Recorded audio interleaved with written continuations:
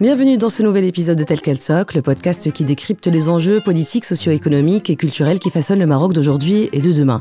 Après la colère de la rue, puis le discours du souverain le 10 octobre dernier devant le Parlement, le gouvernement Arnouch tente de reprendre la main face à la crise sociale. Des annonces à la chaîne et des promesses d'action ont été formulées pour tenter d'apaiser des manifestations qui certes ont perdu en intensité, mais qui ont toutefois laissé place à un malaise pesant. Au sommet de l'État, on semble en tout cas avoir pris la mesure de la situation. À l'issue du conseil du gouvernement, présidé par le roi Mohamed VI dimanche 19 octobre, on apprend entre autres que 140 milliards de dirhams seront mobilisés et plus de 27 000 postes créés en faveur de la santé et de l'éducation, sans oublier une batterie de mesures pour inciter les jeunes à s'engager davantage en politique. Mais suffisant pour atténuer les inégalités et rétablir la confiance? Le Maroc à deux vitesses est-il un horizon indépassable? Et puis qu'en est-il du mouvement Gen Z? Le chapitre est clos ou est-ce un énième pic d'une tension sociale qui perdure? On ouvre le débat aujourd'hui dans Tel quel Soc. Et pour cet épisode, nous avons choisi de croiser le regard d'un chroniqueur politique avec celui d'un anthropologue. Abdel Sorabi, pour commencer, bonjour. Bonjour Bouchra. Bienvenue à vous, merci d'avoir accepté mon invitation. Abdel Sorabi, vous êtes écrivain, analyste politique. Notre époque, c'est le nom de la tribune que vous signez toutes les semaines dans l'hebdo Tel quel. En face de vous, Khalid Mouna, bonjour et bienvenue. Bonjour et merci pour l'invitation, c'est un bon retour aux locaux de Tel quel. Merci.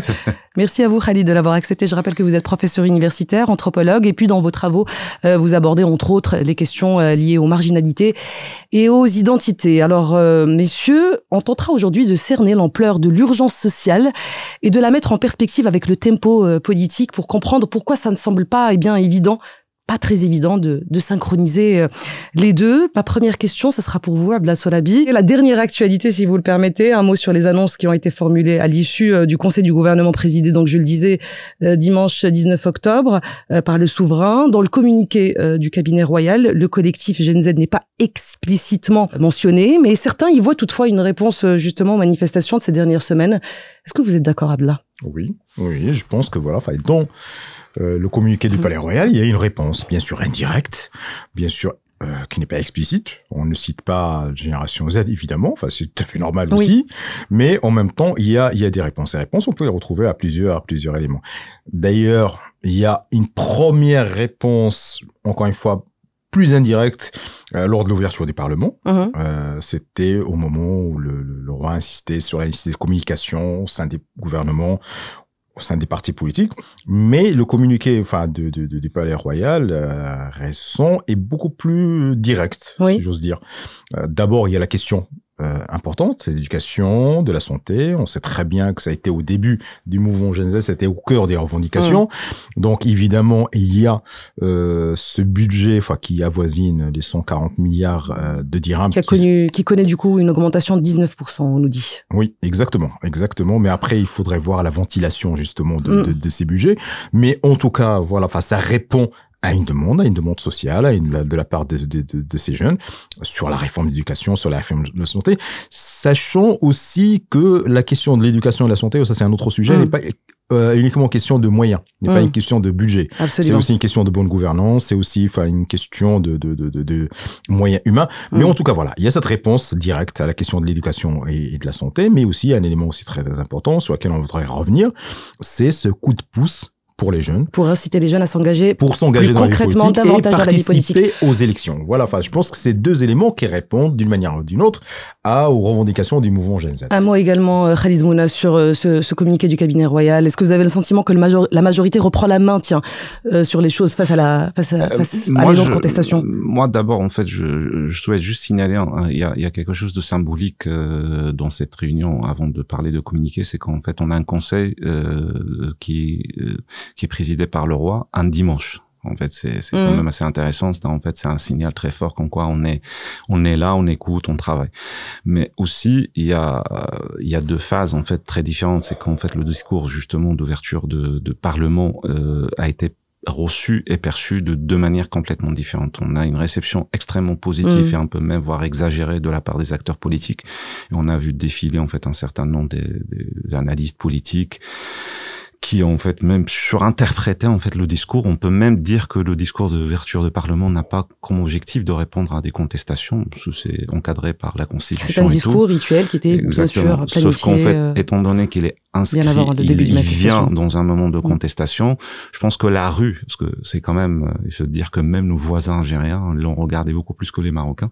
C'était en fait une diffusion à l'échelle internationale. Je sais pas combien, des centaines à peu près des médias qui ont diffusé ce discours, parce que justement, on attendait des réponses directes. Maintenant, dans l'analyse politique, en fait, quand on a une crise, une situation de crise, est-ce qu'on peut parler d'une réponse directe ou indirecte? Moi, je pense que quand on a un cas, ce qu'un peu les Fouqa appellent par les cas d'espèce, on répond on prend en fait les raisons de manifestation de la contestation, on essaie de répondre d'une manière directe.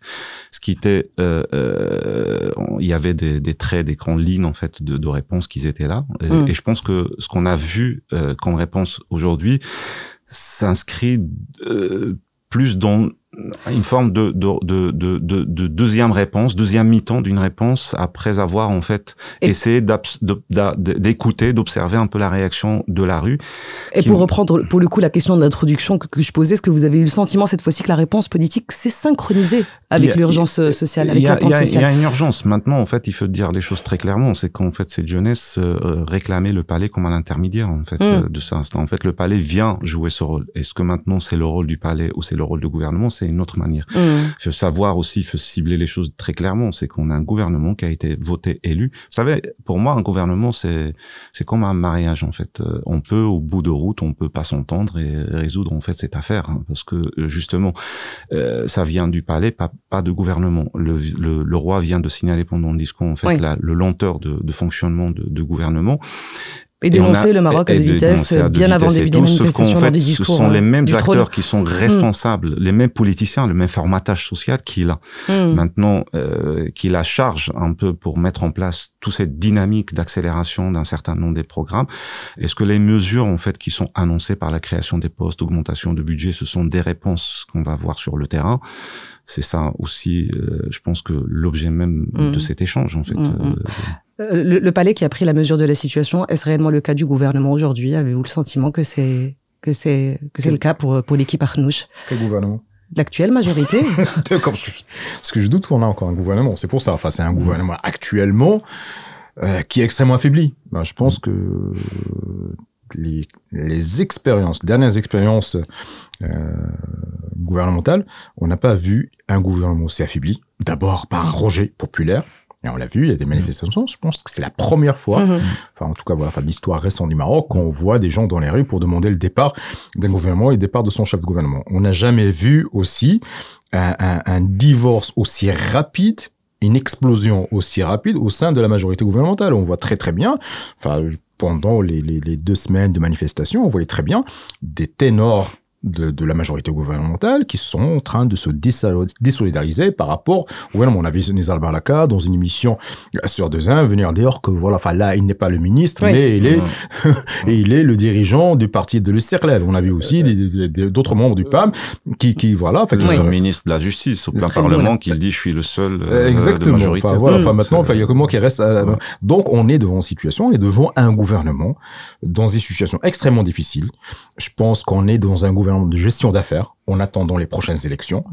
Bien sûr, enfin, il doit gérer le dossier. On a le PLF qui est là. Certains espéraient des législatives anticipées, voire à minima un remaniement. Est-ce que cette attente était réaliste, Abdel Sorabi? J'ai pas fait. Alors qu'on entre dans une année électorale cruciale. Je vais pas faire celui qui vient pour vous dire c'est ce que je vous avais dit, mais j'avais écrit quelques jours avant, enfin, la déclaration l'ouverture du Parlement, c'est que voilà, ça serait pas souhaitable d'abord parce que ça fragilise les institutions politiques.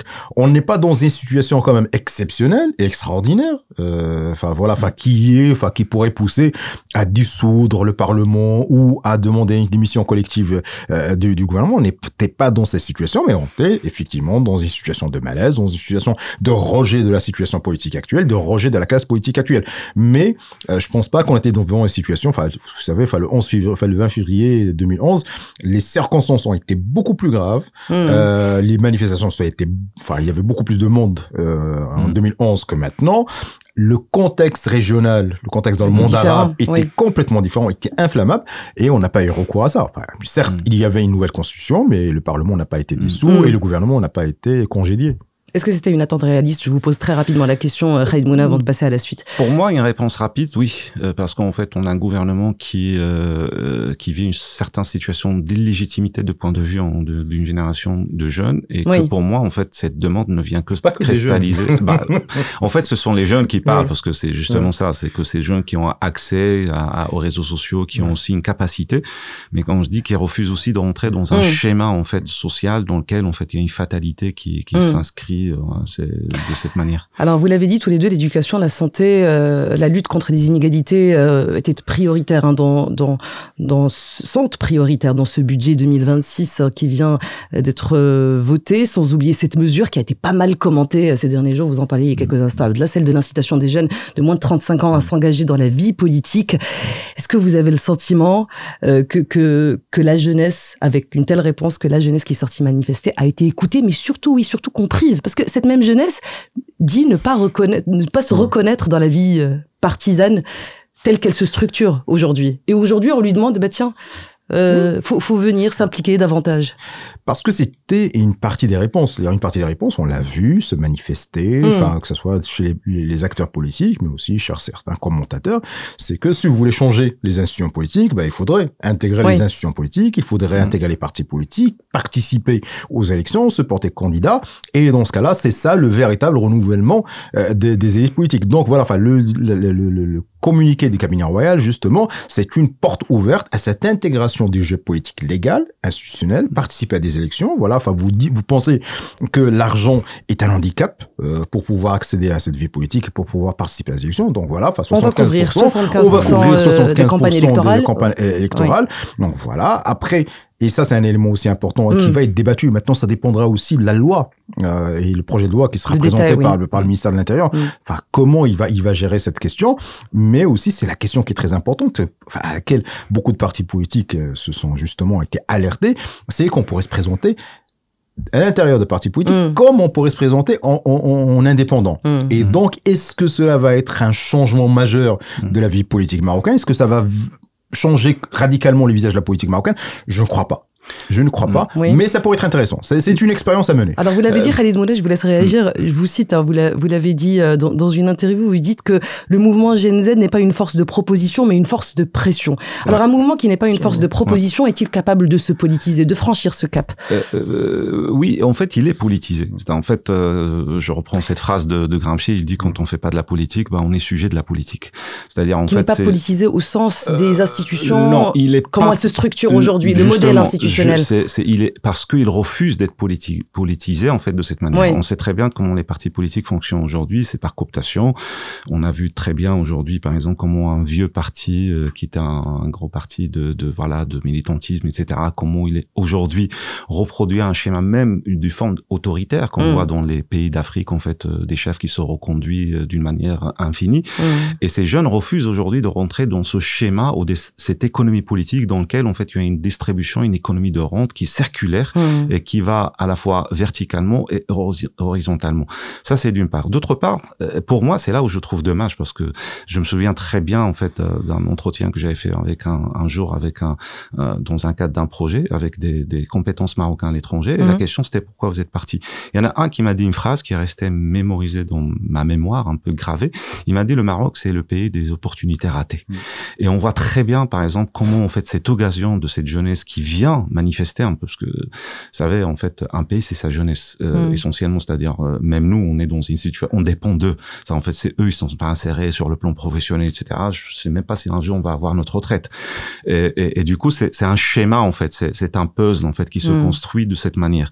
Aujourd'hui, quand on parle de santé, éducation, justice, liberté, aussi, qui était un terme extrêmement important, ne serait-ce que liberté de s'exprimer, de sortir, manifester, etc. Le problème en Maroc, c'est un problème structurel. Et les réponses aujourd'hui qu'on est en train de chiffrer, ce sont pas des réponses réellement, en fait, pour une véritable crise structurelle qui est ancrée et qui ne le reflet, en fait, pas d'aujourd'hui, qui est le reflet, en fait, des décennies de cumulation, en fait, d'une élite politique qui manque d'imaginaire, pour ne pas dire, en fait, autre chose, qui manque réellement d'imaginaire politique. Aujourd'hui, quand vous prenez, par exemple, les acteurs politiques que nous avons, ils sont incapables de formuler, en fait, une réponse, ils sont incapables d'imaginer, en fait, une perspective. Je finis, en fait, sur cette idée, en fait, qui, pour moi, qui est extrêmement importante. Vous l'avez dit tout à l'heure, en fait, limite, nous avons un gouvernement de tsarif, voilà, la gestion de la gestion des affaires courantes. Sauf qu'en fait, il est pas aujourd'hui, en fait, c'est depuis le début, il est dans cette dimension. C'est-à-dire, en fait, la jeunesse, quand on a une jeunesse qui vient, qui conteste la situation de la santé, de l'éducation, etc., la réponse qu'il demande, c'est un franc-parler et un véritable diagnostic qui doit se faire pour trouver, en fait, les réponses réelles de ces problématiques. C'est-à-dire, en fait, certains vous diraient que le diagnostic a déjà été fait et largement documenté. Pas tout à fait. Sur les dysfonctionnements de la santé, de l'éducation aussi. Sincèrement, en fait, personnellement, je peux témoigner carrément au titre personnel. J'avais fait une étude, en fait, pour le Haut Conseil d'enseignement et tout, sur l'apprentissage en classe, une ethnographie des interactions en classe. Je peux vous dire, moi, qui ai travaillé sur la drogue, l'immigration, des terrains extrêmement compliqués, c'était le terrain le plus difficile de ma vie. J'ai dû arrêter un moment le terrain pour revenir parce que j'étais incapable de continuer tellement c'était dramatique. Parce que, pour dire la vérité, ce sont pas mes enfants, ni tes enfants, ni les enfants d'Abdallah. Mes enfants, ce sont en situation de privilégiés. Ce sont les enfants qui constituent, en fait, la base de ce Maroc-là, qui sont dans une situation de précarité culturelle, sociale, économique. Et quand, en fait, quand vous posez le diagnostic, vous dites, en fait, on n'est pas dans un plan d'urgence. C'est pas une urgence, en fait. Il faut juste qu'on mette en place un plan par étape, par palier, en fait, pour qu'on puisse sortir, en fait, de ça. Et c'est pourquoi je dis ça, par exemple, c'est symptomatique de ça. Peut-être ça, quand vous avez le ministère de la Santé qui vient, qu'on lui dit la santé, il dit, en fait, je vais pas recruter autant de médecins. Mais en fait, le problème, c'est pas ça. Le problème, c'est autre chose. C'est quand là, j'ai un ministre, en fait, de la santé qui se déplace dans un hôpital où il y a tout le monde sait qu'il y a rien. Et que le moment où il se déplace, en fait, on a tout le matériel qui sort. C'est là, en fait, on va dire, mais c'est pas un problème de moyens, en fait. C'est un problème de bonne gouvernance. De bonne gouvernance. De ne pas aussi punir la mauvaise gestion, le détournement de fonds qui se font, etc. C'est-à-dire, on est dans une forme d'impunité quand on est dans une position de pouvoir qui laisse, en fait, cette jeunesse dire, en fin de compte, on a dépensé des milliards pour la réforme d'éducation. Et c'est un échec complet. On continuera à en dépenser des milliards. Complet. Mais les dysfonctionnements dont vous parlez précisément, Khalid Mouna, ne sont pas uniquement du fait de l'actuelle majorité. Ce sont des dysfonctionnements qui gangrènent le système depuis au moins une vingtaine d'années. Et Adla, aujourd'hui, clairement, le collectif Gen Z a ouvertement réclamé la démission d'Arnouch. Alors oui, certes, il est à la tête de ce gouvernement, il a également participé aux deux précédents, mais le problème, est-ce que c'est vraiment concrètement Arnouch et plus globalement le RNI, en fait, toute l'élite politique qui doit sérieusement se remettre en cause? Oui, évidemment. Enfin, c'est un problème qui encore une fois, je répète ce que tu as cité, Gramsci, c'est le problème de l'ancien monde contre le nouveau monde. Oui. C'est exactement ça. C'est-à-dire, on a un nouveau monde qui est en train d'émerger, avec une nouvelle demande, de nouvelles manières de faire, de nouvelles manières de faire de la politique aussi. Parce que tout à l'heure, quand tu posais la question sur, voilà, enfin, ils sont pas politisés. Au contraire, ils sont extrêmement politisés. Il y a une conscience politique qui est extrêmement élevée. Il y a une demande politique. Tout ce qu'ils ont demandé, c'est n'est que de la politique. Mais maintenant, enfin, on a une vision parfois, je sais pas la tienne, mais une vision générale, un peu étriquée de la vie politique. C'est-à-dire la politique, elle s'exerce au sein des institutions. Sauf qu'il y a parfois des actions politiques, ce sont des actions de mobilisation sociale, des actions contestataires, qui changent les institutions. Elles n'agissent pas à l'intérieur des sociétés, des institutions, elles changent les institutions. Je peux citer énormément d'exemples dans l'histoire récente du Maroc. La dernière, c'était le 20 février 2011. Le mouvement du 20 février 2011, c'était pas un mouvement qui se faisait dans l'arène politique institutionnalisée. C'est-à-dire, ça se faisait pas au Parlement, au gouvernement, dans les assemblées locales, etc. Ça se faisait à l'intérieur, dans la rue. Qu'est-ce qu'elle a fait? Elle a changé complètement la nature des institutions marocaines. On a eu un nouveau gouvernement, le roi. Il y a beaucoup d'attributions du roi qui sont passées des domaines du Parlement. Et ça, on a sanctuarisé l'institution du chef de gouvernement. Il y a énormément de choses. Les institutions politiques du Maroc ont changé de visage à travers une mobilisation sociale. Actuellement aussi, on a vu aussi la même chose. C'est-à-dire, bien sûr, la réponse n'était pas aussi systémique que celle en 2011, mais il y a une réponse. Donc, on peut très bien faire de la politique, et c'est pour ça que je veux faire le point qui m'intéressait tout à l'heure dans cette discussion sur cette incitation à faire des jeunesses. Moi, je suis pas pour que ces jeunes, la majorité d'entre eux, intègrent les institutions politiques. Actuelles. Et même plus tard, on n'est pas tous obligés d'avoir une carrière de député, d'élus, etc. On peut très bien rester justement sur ce terrain de la contestation, de la protestation, de la conscience civique, de vouloir proposer des choses et de se dresser de temps à autre contre les injustices, contre les dysfonctionnements, etc. C'est une forme aussi de l'affaire de la vie politique. Vous savez, bien sûr, il y a le système grec athénien qui est le plus ancien, c'est l'émergence de la politique moderne. Tout le monde n'était pas député, tout le monde n'était pas gouverneur. C'était des gens qui venaient et qui débattaient de la chose publique. Ce qui doit rester de ce mouvement, c'est le débat public et cet échange permanent et ce contrôle permanent de l'action du gouvernement et des parlements. Très bien, vous voulez réagir. Moi, ce que je dis, en fait, aujourd'hui, on n'a pas un problème de jeunesse, on n'a pas un problème de la rue, parce que la rue est capable de s'exprimer, notamment avec une jeunesse aujourd'hui, parce que moi, je trouve phénoménal, c'est qu'en fait, le Discord, à la base, c'est une plateforme de jeu. Discord, exactement. Discord. Et de voir, par exemple, moi j'ai un garçon qui est de cette génération et tout, de le voir comment, tout en jouant avec des personnes qui viennent de monde entier, ils sont capables, en fait, en jouant, de parler de la question de racisme, des machins, ce qui s'est passé aux États-Unis, vous avez vu, avec des inconnus, des parfaits inconnus. C'est-à-dire, en fait, c'est une jeunesse dont la référence aujourd'hui est à l'extérieur et qui n'est pas obligée de se comparer avec quelqu'un de plus bas que lui, etc. C'est en fait la diversité de référentiels aujourd'hui fait qu'en fait, on a un niveau de contestation qui est assez élevé. Là où il y a le problème, c'est qu'aujourd'hui, vous avez deux types de partis politiques. En fait, il y a ce qu'on appelle les partis politiques classiques et tout, mais qui sont complètement en fait déconnectés de la réalité. Ils sont dans des enjeux de pouvoir, de positionnement, un peu de. J'aime beaucoup ce mot d'Arija, l'addan. Ils attendent en fait l'addan. Tu vois, là où un peu ce que le Jabri appelait par le ghanima. Ils attendent en fait leur part. Ils sont là, ils sont prêts en fait à s'associer même à l'intérêt de tout le monde. Il y avait un très bon discours en fait du roi à un moment donné qu'il avait dit en fait quand tout va bien en fait tout le monde dit c'est grâce à nous, quand tout va mal on vient se cacher derrière le palais. C'est exactement en fait ce cercle vicieux dans lequel en fait on va se tourner. Ce qui fait que c'est même mal en fait pour l'évolution même de l'institution en fait monarchique en fait, parce que la monarchie ne peut évoluer.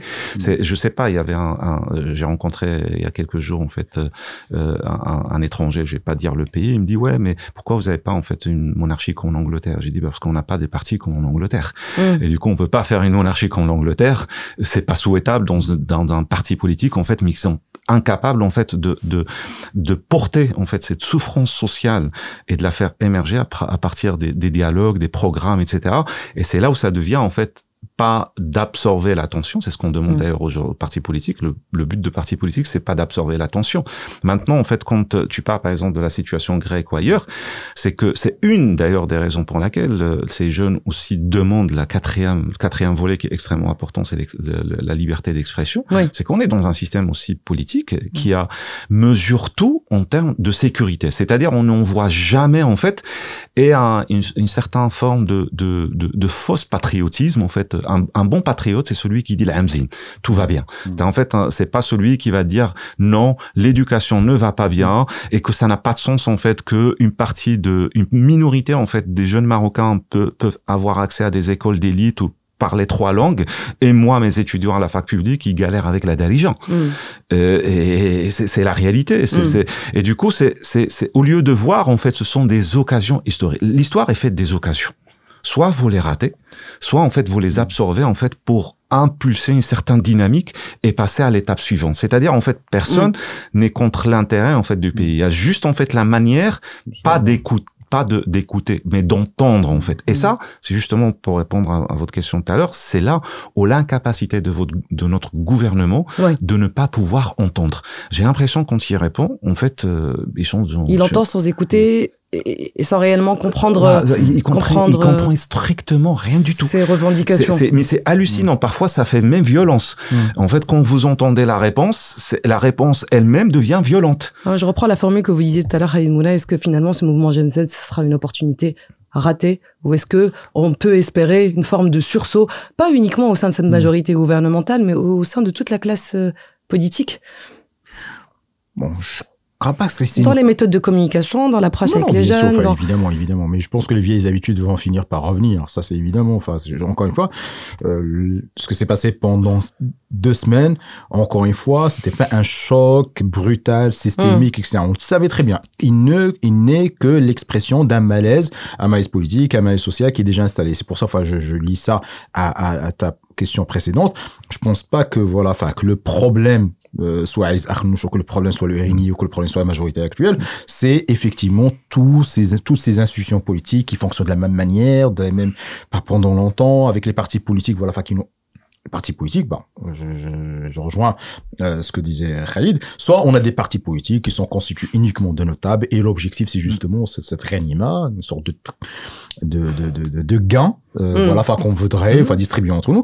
Et aussi parce qu'il n'y a pas que ça, heureusement dans la vie politique marocaine, il y a aussi d'autres partis, où il y a des honnêtes gens, des gens qui sont bien, mais qui n'ont pas renouvelé leur logiciel idéologique et leur logiciel politique. C'est-à-dire que il y a des partis de gauche qui sont assez intéressants avec des gens, qui sont honnêtes, qui sont intègres, mais le problème, ils sont plus attractifs. Leur idéologie, il n'a pas du tout changé, leur discours n'a pas du tout changé, et même leurs élites dirigeantes n'ont pas du tout changé. Vous avez aussi un parti islamiste, qui est le PJD, évidemment. On peut pas accuser le PJD, justement, de corruption, mais leur cycle idéologique, ça y est, il est arrivé à échéance, et il n'arrive pas lui-même à utiliser ce discours. Ça serait intéressant de regarder, par exemple, dans les revendications des jeunes du mouvement, des jeunes Z, c'est qu'il y a aucun élément d'ordre religieux. Il n'y a aucun élément d'ordre religieux. Au contraire, ils vont s'attaquer en fait à des figures religieuses à travers Instagram. En fait, on va même leur demander, vous êtes où quand il s'agit de la femme, de l'habiller, de machin, vous êtes en train de nous donner des leçons, mais aujourd'hui, en fait, vous disparaissez, mais votre existence n'existe pas. Et c'est assez intéressant, c'est-à-dire que je pense que Khalid, si tu reviens un peu en arrière, toutes les revendications sociales et politiques, il y avait quelque chose, un fondement moral, religieux. Là, il y a une absence totale de justement ces références religieuses parce que c'est une génération, justement, qui arrive après, quand elle commence à avoir sa conscience politique, c'est le moment où le discours religieux, le discours islamiste il est en récession. Donc, on a des partis politiques qui sont composés de notables, qui cherchent juste à gagner les élections et distribuer justement les gains politiques, mais on a aussi des partis politiques qui n'ont plus aucune attractivité au niveau des idées. Donc ces jeunes-là, vers où vont-ils se diriger? Mais ça, c'est la question qui est posée. Mais ça, c'est la force peut-être de ce mouvement aussi, au même temps. C'est l'incapacité à ce que les autres partis et entre autres, notamment les islamistes, leur difficulté à le récupérer. Au-delà, en fait, c'est très clair, c'est la force de ce mouvement, en fait, c'est un mouvement axifal, en fait, qui fonctionne d'une manière à ce qu'en fait, quand le gouvernement vient demander, en fait, des interlocuteurs, etc., en fait, ça montre encore une fois, en fait, il y a un véritable manque, pas juste, en fait, de culture politique, même une dimension sociologique de la composition de la société marocaine. Ça, première chose. Deuxième chose, en fait, c'est que dans tous les sphères, en fait, sur le plan sociologique parlant, c'est que quand vous commencez à partir de votre vision à construire en fait des groupes homogènes, le Maroc est considéré comme à partir de 2 blocs. C'est un bloc en fait, et c'est là au fait où l'erreur de discours qui est extrêmement dangereuse quand on parle un Maroc de 2 vitesses. Il n'y a pas un Maroc de 2 vitesses uniquement. Il y a des Marocs en fait. Je vous donne un exemple très simple, c'est-à-dire quand je vous dis en fait il y a un problème d'éducation et de la santé, quelqu'un qui vit dans une situation de précarité à Casa et qui ne peut pas avoir accès à l'hôpital, c'est quoi la différence entre lui et celui de Zagora? Vous allez pas me dire en fait que Zagora est plus marginalisé que non, mais la marginalité, n'a pas une dimension géographique. La marginalité est une position en fait à l'intérieur d'un sphère et d'un système. Et c'est là en fait sans pour autant renier qu'il y a une fracture territoriale. Bien sûr, mais la fracture territoriale n'est pas la cause. Il faut pas confondre non plus la cause et effet. C'est en fait vous avez un système d'éducation, de santé, etc. qui est complètement en fait dysfonctionnel et depuis des décennies suite à des choix, pour dire les choses. C'est-à-dire en fait ce sont pas des systèmes qui se sont retrouvés en crise comme ça. Ce sont des choix que nos gouvernements ont fait d'une manière permanente, etc. Le dernier d'entre eux, c'est le gouvernement de Benkiran quand il libère en fait le marché, etc. Mais qui met strictement aucun moyen de contrôle de sérieux du marché, etc. Et du coup, en fait, vous laissez un peu les Marocains sans ranime, en fait, comme un butin pour ceux qui vont venir manger le premier. Et du coup, vous avez, à partir du moment où vous n'avez pas cette capacité de voir que le Maroc est traversé par des dynamiques et pas une dynamique. Ce sont des dynamiques en fait transversales, mais que aujourd'hui, on a la chance qu'on a une génération la plus reculée du Maroc et la plus centrale vous parle en fait exactement de la même chose. C'est une occasion en heure en fait de dire bah tiens, moi ici j'ai un espace dans lequel en fait je peux regrouper, pas pour construire des groupes homogènes, mais pour essayer de remonter en fait dans les réponses et de trouver des réponses extrêmement spécifiques. Mais la question fondamentale aussi, c'est de se demander est-ce que ce Maroc a plusieurs vitesses, comme vous le dites, Khalid Bouna. Nos responsables politiques ne le voient pas ou l'ignorent sciemment aussi. C'est profondément le sujet. On alimente quelque part. Je suis désolé de me lancer un peu sur ce terrain un peu hasardeux, mais quand vous prenez par exemple tout le problème aujourd'hui qui se trouve au niveau de l'éducation, pour prendre juste celle que je connais le mieux, parce que j'en fais partie, j'ai toute ma famille qui est dedans, j'ai travaillé là-dessus et tout, de ce qu'on appelait en fait par l'école d'excellence ou les écoles plénières et tout, mais on est en train de créer une forme d'égalité à l'intérieur en fait d'un système qui soit lui-même en fait inégalitaire.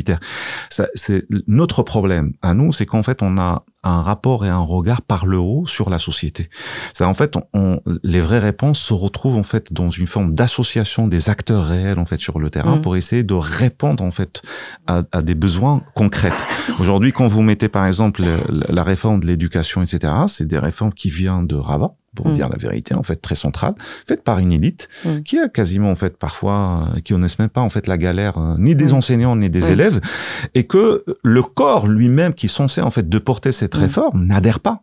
En fait, on a un problème d'adhésion aujourd'hui, en fait. Et là, ça remet dans la boucle du débat aussi la question de la régionalisation avancée. Les jeunes, aujourd'hui, le chantier majeur qui piétine, en effet, ne vient que se rajouter, en fait, à cette non-adhésion, en fait, qui s'exprimait avant par des revendications sectorielles. En fait, les enseignants d'une part, les gens de santé d'une part. On a même eu les gens de Dakhiliya, d'ailleurs, c'est intéressant. En fait, tout le monde, en fait, c'était très sectoriel à un moment donné. Et là, aujourd'hui, en fait, même ceux qui sont pas incorporés en fait dans le système ou le schéma administratif, exprime la non-adhésion à ces choix économico-politiques en fait qu'on fait. Et c'est ça la vraie, quand on dit en fait le problème est structurel et que on a un gouvernement qui brille par sa capacité en fait de ne pas entendre. C'est-à-dire pour dire concrétiser un peu, c'est qu'on excelle dans l'échec aujourd'hui. C'est-à-dire si on fait un concours d'échecs, on serait les premiers. Alors je repointe et à dessein un rapide petit extrait du discours du souverain le 10 octobre dernier devant le Parlement qui a dit il ne devrait pas y avoir de rivalité entre les grands projets nationaux et les programmes sociaux. Avec un tel message, Abdallah, est-ce que la formule gouvernement du mondial, qui a fait pas mal polémique ces derniers mois, scandée par plusieurs personnalités politiques, est-ce qu'elle fait encore sens ? Moi, j'ai jamais cru à cette formulation. Enfin, je pense qu'on a inventé une formulation, une formule, et après, on y a cru. Enfin, le gouvernement mondial, c'est Fawzi El-Khaja. C'est le comité qui est chargé, justement, de piloter tous les travaux, pour organiser la Coupe du Monde.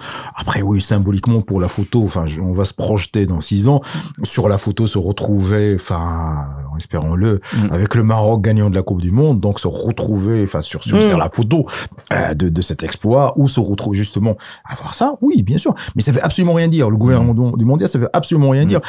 Vous savez, c'est ça, ce qui est fascinant dans l'histoire, ce qui est fascinant dans l'histoire, c'est sa capacité à nous surprendre. Il y a 1 mois et demi, Aïs Akhnou, le chef de gouvernement, était satisfait de lui dans un exercice devant la télévision, devant les 2 chaînes marocaines, où il était en train de parler, c'est que le Maghreb Farhanin, tout va bien, etc., dans une autosatisfaction totale. Une semaine après, il se retrouve avec un scandale chez lui à Agadir, c'est-à-dire la ville qu'il dirige. Et une semaine juste après, c'est-à-dire 2 semaines après ce discours d'autosatisfaction, il se retrouve avec des gens qui se demandent leur départ et avec lui-même et son parti politique et la majorité, justement, dans une tourmente politique où on était en train de parler de son départ. Des épisodes comme ça, je pense que d'ici 6 ans, on va en voir pas mal. C'est-à-dire, je ne sais pas, enfin, moi, je suis pas Madame Soleil. Mais il a provoqué aussi, parce que dire la manière, en fait, dont il a sorti, en fait, dans ce spectacle, un peu ce carnaval de communication, bon, il est d'ailleurs, en l'occurrence, assez mauvais, en fait, pour parler. Il est pas convaincant, pas de posture, voilà, il y a un problème. C'est qu'en fait, le discours lui-même derrière, on avait l'impression que les élections qui viennent, c'était clos, c'est fini. Oui. On se renouvelle, en fait. Mais d'ailleurs, une majorité de chroniqueurs politiques ont longtemps répété à l'envie que ce seraient les trois actuels partis de la majorité qui vont rempiler pour la prochaine... Mais encore une fois, le prochain gouvernement. Mais encore une fois, ça va être le cas. Ouais. J'ai dit que voilà, Isaac Arnouch pourrait être chef de gouvernement pendant un deuxième mandat. Je l'ai dit, je pense que même ici, je l'ai répété. Et je l'ai dit encore, les 3 partis, le RNI, vous maintenez ce pronostic, c'est-à-dire que ce qui s'est passé, ce moment de contestation ne va pas bousculer un peu l'échiquier politique en perspective de ces législatives? Non, il a bousculé une donnée importante. Laquelle? Est-ce que Isaac Arnouch sera encore de la partie pour pas paraître chef du gouvernement? Je pense que voilà, enfin, là, ce que s'est passé pendant cette semaine a amoindri énormément ses chances et ça va être vraiment très très difficile de voir Isaac Arnouch reconduit à la tête du gouvernement parce que vraiment c'est ça va être vraiment voilà, enfin, ça va être pas une provocation, parce que voilà, c'est le roi, il est tenu par la Constitution, il doit nommer quelqu'un issu du premier parti, enfin le premier parti arrive au gouvernement, et si Isaac Arnouch aussi, enfin, il se propose, je pense que voilà, enfin, on ira vers des troubles sociaux encore plus graves. Mais c'est là, je pense que c'est là, moi j'ai peut-être une dimension d'analyse qui est assez un peu différente, c'est que quand vous observez, parce qu'on peut pas lire le Maroc uniquement en tant que pays avec des frontières, mais il faut la lire par rapport à ses voisins aussi. C'est-à-dire en fait dans son environnement géographique, notamment les pays du Maghreb, parce qu'en fait c'est un classique en fait, c'est-à-dire quand ça bouge quelque part, ça bouge chez nous, parce qu'on est des pays qui sont reliés par l'histoire, qui sont reliés par un destin commun, et que en fait cette concurrence qu'on a entre nous, c'est pas que mauvais en fait, elle est très bien parce qu'on bouge à travers ça. Les Tunisiens, les Algériens, quand on les rencontre, en fait. Voilà, c'était pour les printemps arabes, mais pour le coup pour la Gen Z, est-ce qu'il y a forcément cette cohérence géographique que vous évoquez? Justement, il y a pas de cohérence. Une dynamique mondiale. Voilà, une dynamique mondiale. Mais juste, c'est là où je vais revenir, c'est qu'on, par rapport à nos voisins, notre élite politique, en fait, représentée aujourd'hui, notamment par le RNI et le PAM un peu, moins, qui fonctionne d'une manière, d'une manière extrêmement différente. C'est-à-dire, en fait, le moment où les autres pays du Maghreb, ils sont dans un schéma extrêmement classique, d'une part, t'as un régime, policière, de l'autre part, t'as un régime militaire. Notre élite, en fait, s'est transformée très rapidement pour être à l'image et à la figure en fait d'élite politique qu'on retrouve en Europe, mais qu'en fait c'est en fait qui fonctionne par l'argent, par la communication, par beaucoup d'investissements. Ce sont des milliardaires qui gèrent le pays, ou c'est pas des milliardaires, c'est des associés, etc. Et en fait on va investir dans des secteurs où il y a un retour d'investissement là-dessus, c'est en fait les appels d'offres, etc. La dernière, vous avez même évoqué en fait dans soit dans une des émissions que vous animez ou vous-même vous êtes revenu, en fait l'affaire de l'appel d'offres, etc. Les intérêts qu'on met en rentre. Et ça c'est tout à fait, en fait, le Maroc constitue, en fait, un cas de figure extrêmement différent. C'est-à-dire, on est déjà parti sur cette lancée. D'ailleurs, on voit très bien les partis qui sont restés dans un fonctionnement traditionnel, comme le Parti socialiste, etc. Ils sont complètement à la ramasse. Ils n'arrivent pas à suivre, en fait, cette dynamique parce qu'ils sont toujours dans un renouvellement. Eux, c'est limite, si vous prenez la vie politique comme un éléphant, eux, ils sont plutôt à la queue, comme ça. Ils tiennent juste pour rester un peu vivant. Et l'éléphant, il fonctionne avec tous les moyens dont il dispose, c'est plutôt l'économie qui fait fonctionner la politique et non plus la politique qui fait fonctionner l'économie. Et c'est ça, en fait, la spécificité du Maroc. Est-ce qu'il n'est pas là, tiens, Abdel Sorabi, le message peut-être concret qu'il faudrait renvoyer aux manifestants, à ceux qui sont en colère dans la rue, qu'on est peut-être capable de séparer pouvoir économique et pouvoir politique? Est-ce que ce n'est pas l'enjeu profond de cette séquence? C'est un enjeu profond, c'est un enjeu ancien, mais avec Isaac Arnouch, ça a pris une nouvelle dimension. C'est une nouvelle dimension, c'est-à-dire que voilà, enfin, on est devant un parti politique. Enfin, je considère pas le RNI comme un parti politique. Je considère le RNI une entreprise pour moi. Bah, entreprise. Non, enfin, je reste dans la science politique. C'est beaucoup plus un mouvement autour d'un leader qui est Isaac Arnouch, et c'est qui explique pourquoi Aziz Arnouch, justement, prenait toutes ces décisions d'une manière complètement unilatérale. Il faut pas oublier que le RNI est un parti qui a une histoire qui est très, très ancienne, avec des familles qui étaient, au cœur du système RNI. Toutes ces familles ont été affaiblies avec l'arrivée de Léviathan, Aziz Arnouch, c'est-à-dire qui a pris tout le pouvoir et à un moment, il commence à décider, un tel disciple, un tel fidèle, celui-là va être secrétaire d'État, celui-là va être ministre, etc. Mais en totale indépendance, en totale souveraineté. C'est-à-dire qu'Aziz Arnouch décidait de lui-même. Et donc, on est devant un système parce que, c'est justement la grande force de Aziz Arnouch en 2021, c'était sa capacité à financer une campagne électorale quasiment entièrement par lui-même, par ses propres fonds. Et ça, c'était vraiment un tournant. C'est-à-dire, c'est jamais vu. C'est-à-dire que pour pouvoir quelqu'un qui pourrait rivaliser avec une telle puissance une puissance financière, dans ce cas-là, il faut avoir quelqu'un comme Ahmed Mejloun aussi qui prend la tête de l'Istiqlal pour pouvoir justement rivaliser avec Arnouch. Ça, c'est la grande différence justement avec Arnouch, avec tout ce qu'on a vu. Drijto était un industriel, par exemple. Drijto était un industriel, mais un industriel qui n'était pas dans une position dominante dans son secteur. Aziz Arnouch était dans une position dominante. Deuxième chose, Drijto n'a jamais fait justement cet amalgame entre, Mais il était un homme d'État quand même. Non, bien sûr. Arnouch n'a jamais été un homme d'État. J'ai une théorie sur ça. J'ai écrit une chronique il n'y a pas très longtemps. Aziz Arnouch aurait pu être le Drijto 2021-2026. Il aurait pu. C'est-à-dire que il connaissait ses limites. C'est-à-dire, c'était quelqu'un, justement, c'était un homme d'État, mais c'était aussi quelqu'un qui connaissait ses limites. Il n'était pas affilié à un parti politique, mais il s'est fait entourer avec une équipe gouvernementale très, très, très solide. Quand vous regardez les noms des ministres de 2002-2007, c'était des gens vraiment solides. Je vais pas citer tout le monde, mais Yazri, Wala'lo, même au sein du RNI, il y avait Talwi Alami, etc. Le Istiqlal, il y avait Rellab, il y avait vraiment des gens solides politiquement. C'est-à-dire que il gérait toute la dimension économique, sociale, etc. Il laissait les politiques dans son équipe faire leur travail. Aziz Arnouch n'a pas voulu faire ça. Il a voulu tout faire. Il a voulu être à la fois financier, chef politique, leader, dirigeant, DRH, etc. Ça s'est retourné contre lui. Et il a peut-être aussi hérité d'une conjoncture beaucoup plus compliquée. Mais on va pas commencer à faire la comparaison entre le début des années 2000 mais chaque période est une conjoncture particulière. Vous savez, en 2002, comment s'appelle, le gouvernement de Drijto, il est arrivé dans des circonstances mondiales terribles. Faut pas oublier le terrorisme. À Casablanca, justement, il y avait des attentats, et où il y avait un taux de chômage qui était assez élevé, etc. Mais c'était une dynamique vertueuse. Mais ce qui va faire la différence, ce sont les attentes. C'est-à-dire, en fait, c'est assez intéressant parce qu'en fait, les attentes de cette nouvelle génération aujourd'hui se sont pas retournées en fait vers la fuite, parce qu'en fait, pendant l'indépendance du Maroc depuis les années 60, avec toutes les conventions que le Maroc a signées de la circulation ou de la main d'œuvre en fait marocain, soit les conventions de 65, 73, la France, la Belgique, l'Allemagne, la Hollande et tout, c'était un moyen en fait de un peu de dégonfler la tension sociale et de renvoyer une population qui venait essentiellement de monde rural, où c'est là en fait où la majorité des Marocains s'installaient. Et la migration a toujours fonctionné au Maroc, d'abord sur un élément politique et après un retour d'investissement économique.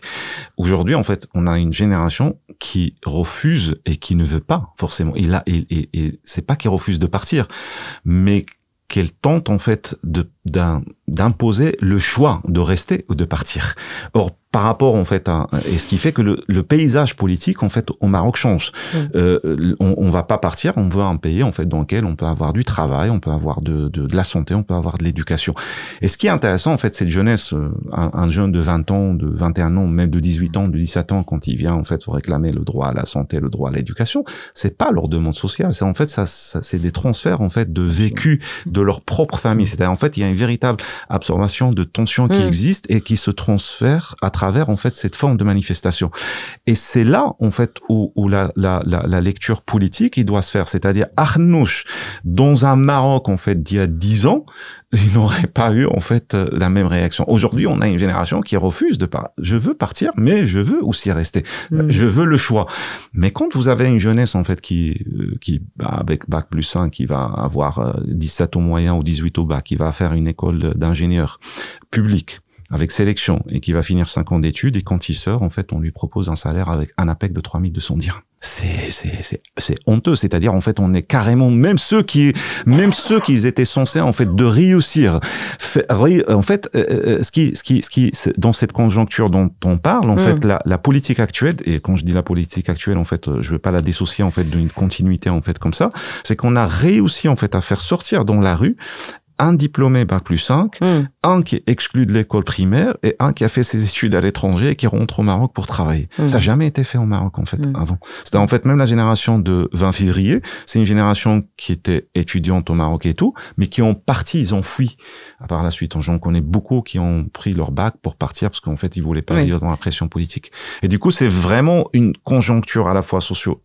culturelle qui a changé, de référentiel, où les grilles de lecture de gouvernement qu'on a aujourd'hui, et de toutes les parties sans exception, il est en arrêt. Il n'arrive pas à avancer en fait, il n'arrive pas à détecter en fait les mouvements et anticiper, et être en fait dans des véritables problèmes. C'est pas en fait, on n'est pas dans l'urgence en fait. On peut pas lutter et on peut pas gagner devant l'urgence. Oui.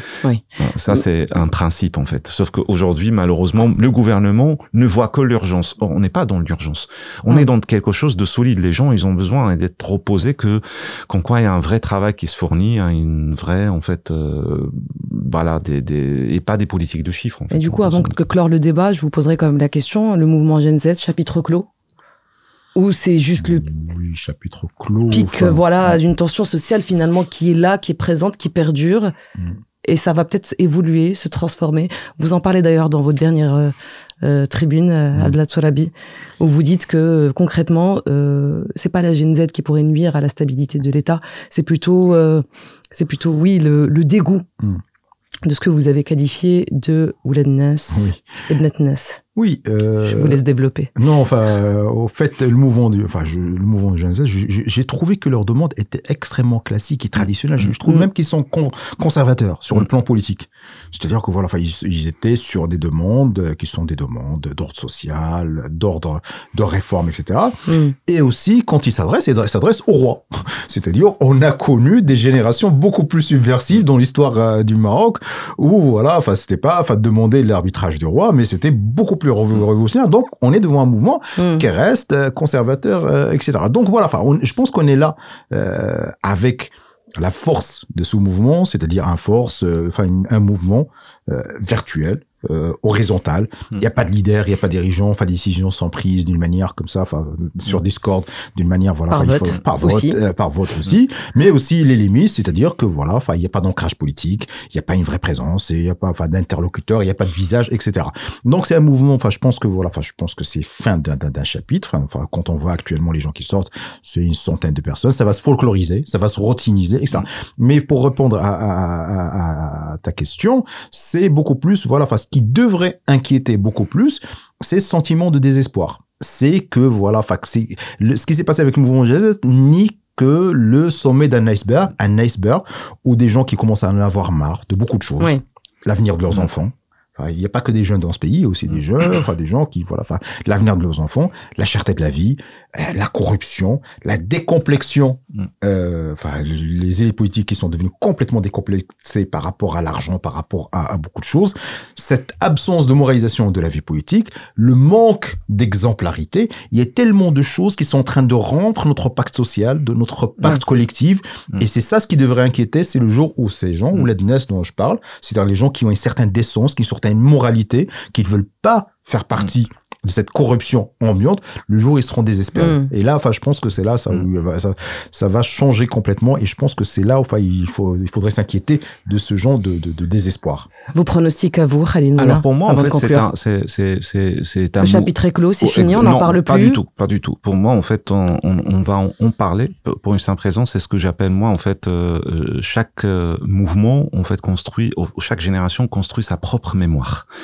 Et comme le mouvement de Hirak du Rif, en fait, c'est une génération qui se référait à 58, 84, etc. Elle a construit sa propre mémoire aujourd'hui et il ne se réfère plus, en fait, à 58, ne se réfère plus à 84. Et il a même ses propres victimes, il a ses prisonniers, etc. Cette génération aujourd'hui, à travers l'action et la confrontation avec l'État et la manière dont certaines formes de violence, en fait, ont été éclatées un peu partout au Maroc, surtout aujourd'hui, c'est facile de remémoriser, de revenir se ressourcer de cette mémoire, parce qu'en fait, les réseaux sociaux, grâce aux réseaux sociaux, il y aura toujours des images qui circulent pour se rappeler, en fait, de cette génération et de sa manière de réclamer ou de faire remonter une demande sociale très concrète, etc. et la manière dont on a aussi répondu. Ce qui fait que les mouvements ne se construisent pas dans la continuité, en fait, sur le terrain, mais se construisent aussi sur l'émotion extrêmement important, en fait. En tout cas, elle a réussi à se faire entendre. Est-ce qu'elle a réussi à se faire comprendre? Ça reste le gros point d'interrogation. C'est pour, je pense qu'en fait, notre élite politique doit faire une véritable autocritique pour faire un pas en avant. Si vous suivez un peu l'actualité aux États-Unis, il y a eu une manifestation 7 millions, récemment, 7 millions de personnes. C'était pas la génération Z. C'était les boomers. C'est les gens qui ont plus de 60 ans. Donc voilà, au Maroc, il faut pas dire que il y a que les jeunes qui vont sortir dans les rues. Mais on l'a vu on a vu par exemple vers la fin des parents qui sortaient avec leurs enfants. Exactement. Et c'est pour ça, je parlais de Ouled Nesh, je parlais de ces gens-là qui sont en train d'observer, de regarder leurs enfants. Et justement, il faut pas les désespérer, ces gens-là. Sans parler des débats à la maison. Avec les enfants, etc. Voilà, moi j'ai un garçon de 15 ans, on a eu plusieurs fois en fait de débattre là-dessus, etc. Qu'est-ce qu'ils veulent? C'est hyper intéressant. Les repas doivent être animés. Non, mais c'est ça, parce que c'est un sujet sociologique, anthropologique extrêmement important, parce que ces enfants sont les résultats de la transformation démographique du pays. On est devant les familles qui ont maintenant un enfant, 2 enfants. Le rapport d'autorité n'existe pas, parce que quand on a un enfant ou 2, on va pas entrer dans un rapport de conflit d'autorité avec eux. C'est basé sur la discussion, le dialogue. En fait, quand on parle de Maroc à 2 vitesses, c'est non seulement une fracture territoriale, mais aussi une fracture générationnelle. Même c'est avec nous, c'est-à-dire où je viens moi, école publique marocain, quartier populaire, ou là où il y a mon fils, c'est déjà on est deux. Mais ce qui est intéressant aussi dans ça, c'est qu'en fait, y compris nos enfants qui sont dans une situation privilégiée, ils prennent conscience de leurs propres privilèges. Et pour moi, en fait, on a gagné à ce niveau-là, en fait. En fait, nos enfants comprennent aujourd'hui, tiens, moi je suis dans une école américaine, française, je parle 3 langues, je pars en vacances l'été en Espagne, etc. Mais il y en a d'autres, en fait, qui rêvent de... Il y a un éveil. Et, bien sûr, oui, un vrai. Un éveil des consciences politiques, Et ça, pour moi, en fait, on a le match, symboliquement, on l'a gagné. Probablement, économiquement, politiquement, il n'y a pas beaucoup de choses qui vont changer. On verra les résultats. Mais symboliquement, on a gagné. Voilà. Et symboliquement, ça compte beaucoup en sociologie. Ça sera le mot de la fin. Merci beaucoup, Khalid Mouna. Merci d'avoir accepté l'invitation telle quelle pour ce débat. Je rappelle, Khalid, que vous êtes professeur universitaire anthropologue et dans vos travaux, vous abordez entre autres les questions liées aux marginalités et aux identités.